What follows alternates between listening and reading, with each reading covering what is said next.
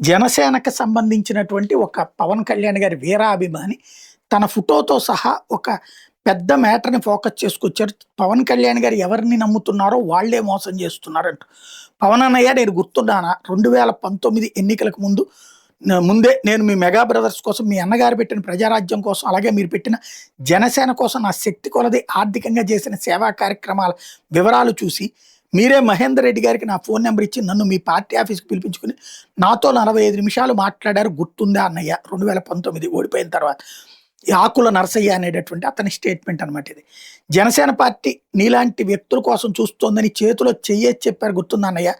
వారం రోజుల్లో మళ్ళీ నన్ను ఆఫీస్‌కి నా పూర్తి వివరాలతో మీ దగ్గరికి నన్ను పిలిపించండి అని మీరు మీ జీతానికి నియమించుకున్న శంకర్ గౌడ్ గారికి చెప్పారు గుర్తుందా అన్నయ్య.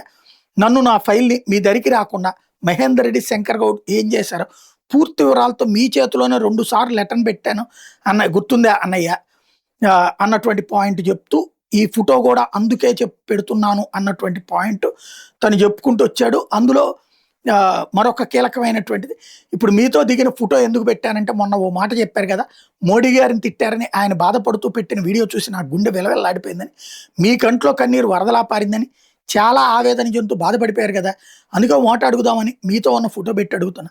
2019 ఎన్నికల్లో ఓ బహిరంగ సభ వేదికపైకి ఓ పెద్ద ఆయన వచ్చి ఆయనకు మీరు మైక్ ఇవ్వగానే అతను మీతో ఓ మాట అన్నాడు, అయ్యా పవన్ కళ్యాణ్ గారు జగన్మోహన్ రెడ్డిని సీఎం చేయండి రైతులు బాగుపడతారని చెప్పాడు. ఆ మాటలు విన్న మీకు నోట మాట రాక లోపల ఇలాంటి వాళ్ళని ఎలా వేదికపైకి ఎవరు పంపారు అని ఎంతో రగిలిపోయారు గుర్తుందా. ఆ సంఘటన జరగడానికి, అట్లాంటి వేరే పార్టీ వ్యక్తులు మీ దగ్గరకు రావడానికి అది శంకర్ గౌడ్ నిర్లక్ష్యం. ఆ విషయం గురించి శంకర్ గౌడ్ గారికి సోషల్ మీడియాలో గట్టిగా పోస్ట్ పెట్టాను, మీకు జరిగిన అవమానం గురించి. నా మాటలు జీర్ణించుకోలేని శంకర్ గౌడ్ మీరు 2019 ఎన్నికలకు ముందు మొదటిసారి కడపలో మీటింగ్ పెట్టారు గుర్తుందా. ఆ రోజు వేదిక దగ్గరికి మీరు రాకముందే నన్ను శంకర్ గౌడ్ సభాస్థలంలో చూడగానే ఒక్కసారిగా ఆవేశంతో రే మాదచ్చ లంజా కొడక ఏమని పెట్టావురా నా గురించి ఎఫ్బీలో పోస్ట్ అంటూ బూతులు మాట్లాడాడు. ఆ మాట విన్న వెంటనే రే శంకర్ గౌడ్గా ఇంకొకసారి నోరు జారితే ఇదే కడప గడ్డ మీద వేసి నిన్ను భూమిలోకి తొక్కుతా కొడక అని జవాబు చేశాను వాడికి. ఈ విషయం గురించి మీ చేతిలో అన్ని వివరంగా 2 సార్లు లెటర్లు పెట్టా. నన్ను శంకర్ గౌడ్ అంత నీచమైన మాటలు మాట్లాడితే మీకు కలగని బాధ, మీ కంట్లో రాని కన్నీరు, మోడీ గారిని ఎవరో తిట్టారని చెప్పగానే మీ గుండె బరువు ఎక్కిపోయి బాధతో ఇంట్లో కన్నీరు ఆగలేదన్నారు. బాలకృష్ణ గారు మమ్మల్ని సంకరజాతి అలగా జనం అన్నారు. మహాసేన రాజేష్ అయితే ఏకంగా జనసేన జెండా మోసిన వాళ్ళని అందరినీ లంజా కొడకల్లారా అన్నారు.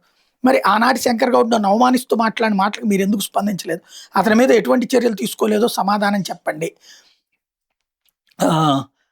మాలాంటి కార్యకర్తలు, అభిమానులు అనేవాళ్ళు నీ వెనకాల లేకపోతే ఇక్కడ చంద్రబాబు, అక్కడ మోడీ గారు మీ ముఖాన్ని దేకుతారా పవన్ కళ్యాణ్ అన్నయ్య. మీరు జీతానికి పెట్టుకున్న వాళ్ళు నా తల్లిని దూషిస్తూ మాట్లాడితే స్పందించరు మీరు. 20 మంది నీట్ ఎగ్జామ్ రాసిన బిడ్డలు చనిపోతే ఒక్క మాట వాళ్ళ తల్లిదండ్రులకు సానుభూతి తెలపని మీరు మోడీ గారి కోసం అంతలా బాధపడిపోయారు. మేము అనేవాళ్ళం మీ వెనకాల లేకపోతే ఆయన వేదికపైకి మీకు ఆహ్వానం ఉంటుందా. కార్యకర్తలు విస్మరించే నాయకుడు ఎవడైనా సరే చివరికి రాజకీయాల్లో అదోగతే సార్. కార్యకర్తలు అంటే జెండా మోసే కూలోళ్ళు కాదు సార్, మీకోసం ప్రాణం ఇచ్చే కార్యకర్తలు ఉన్నారు. నేరుగా మీ దగ్గరికి రాగలిగినటువంటి నాలాంటి వాళ్ళకే దిక్కు దిశ లేదు, ఇక మిగతా కార్యకర్తలను ఏం పట్టించుకుంటారులే మీరు.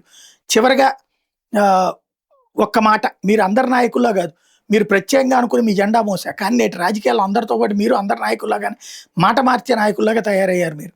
సో మిగతా నాయకులకు మీకు ఏం తేడా లేదని నిరూపించి మీ రాజకీయ ప్రయాణానికి శతకోటి వందనాలు. మిమ్మల్ని నమ్మి అవమానాలు, ఆర్థికంగా చితికిపోయాం. ఈ జన్మకి ఇచ్చాలు. ప్రజారాజ్యం పార్టీ నుండి నేటి జనసేన వరకు నిజాయితీగా పనిచేసిన మాలాంటి వాళ్ళకి ఏ గుర్తింపు లేదు. ఏదోలా అన్ని అడ్డంకులు దాటుకుని మీ దగ్గరకు వచ్చిన నాలాంటి వారికి ఎటువంటి న్యాయం లేదు, ఆదరణ లేదు. ఇక మీ గుమ్మం దాటి కూడా దాటలేని మిగతా కార్యకర్తలు బ్రతుకుల గతి ఆ శివయ్యకే ఎరుక. ఫైనల్గా ఓ మాట, వేదికల పైన మీడియా ముందు మాత్రమే కార్యకర్తలు మా ప్రాణం అంటారు, ఈ జీవితం మీకోసమే అంటూ భారీ డైలాగులు ఉంటాయి. తెర వెనకాల మా బ్రతుకులు అదోగతే. మా బాధలను, మా ముఖాలను దేకే నాయకుడు ఎవడో ఉండడు. కాకుంటే మాపై సంపాదించిన డబ్బుల్ని కొందరు తెలివిగా కొంత దానాలు చేస్తూ వాళ్ళకి కావాల్సిన వాటి అభిమానుల ద్వారా అనుకున్నవి అనుభవిస్తూ ఉంటారు. అంతకుమించి చరిత్రకారులు, త్యాగమూర్తులు ఎవరూ లేరు ఇక్కడ. చివరిగా అన్ని పార్టీల నాయకుల్లాగే మా ఎమోషన్ని ఎప్పటికప్పుడు తెలివిగా మార్చి వాడుకుంటూ మీరు ఎదుగుతున్నారు. మా బతుకులు మాత్రం ఎక్కడ వేసిన గొంగళి అక్కడే ఉన్నాయి పవన్ అన్నయ్య అని చెప్పుకొచ్చారు అనమాట.